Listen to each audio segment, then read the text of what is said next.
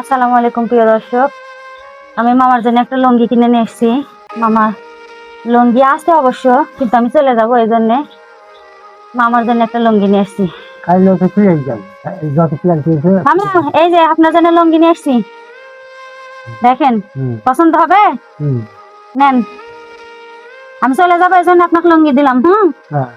লুঙ্গি দিলাম, এই লুঙ্গি পরে পরবেন, এখন ভাঙাবেন, এখন দেখবেন ভাঙা। আচ্ছা ঠিক আছে, তাহলে এটার ভিতরে রেখে দিবেন, হ্যাঁ পরে পরবেন। পছন্দ হয়েছে দেখেন দিনই। এই লুঙ্গির দাম কত দেখছেন? না না, 800 টাকা, 800 টাকা দাম। কোনটা? এটা?